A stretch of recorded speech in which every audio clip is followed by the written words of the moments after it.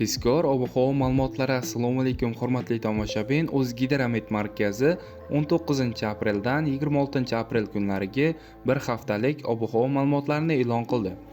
Bunga ko'ra respublikamizning barcha hududlarida havo biroz bulutli bo'ladi, ba'zi joylarda o'zgaruvchan bo'ladi. Qoraqalpog'iston Respublikasi, Xorazm, Buxoro, Navoiy viloyatlarida ham havo o'zgaruvchan bo'ladi. Asosan yog'ingarchiliklar kutilmaydi. 20 hamda 22-aprel kunlari ayrim joylarda qisqa muddatli yomg'ir yog'ishi, momaqaldiroq bo'lish kuzatiladi. Sharqiy shamol yo'nalishini o'zgartirib, g'arbdan sekundiga 7-12 metr tezlikda esadi. 19 hamda 20-aprel kunlari ayrim joylarda shamolning tezligi 15-20 metrgacha kuchayishi mumkin. Haroratlar kechalari 7-12 darajadan 10-15 darajagacha ko'tariladi. Kunduz kunlari 18-23 darajadan 23-28 darajagacha o'zgarib turadi. Toshkent, Samarqand, Jizzax, Sirdaryo, Qashqadaryo hamda Surxondaryo viloyatlarida ham havo biroz bulutli bo'ladi.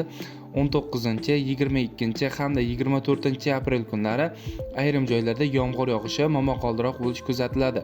G'arbiy shamol yo'nalishini o'zgartirib, sharqdan sekundiga 7-12 metr tezlikda esadi.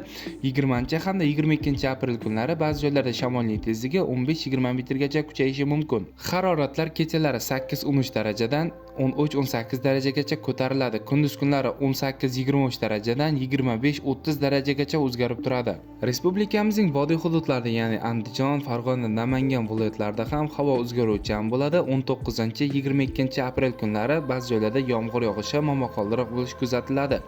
20 hamda 21-aprel kunlari yog'ingarchiliklar kutilmaydi. Shamol o'zgaruvchan bo'ladi. Sharqdan sekundiga 5-10 metr sekund tezlikda esadi. Haroratlar kechalari 6-11 darajadan 12-17 darajagacha o'zgaruvchan bo'lib turadi.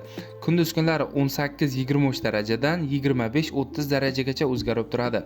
Sizlarga yetkazmoqchi bo'lgan xabarlarim shulardan iborat edi. E'tiboringiz uchun rahmat, sog' bo'ling, salomat bo'ling.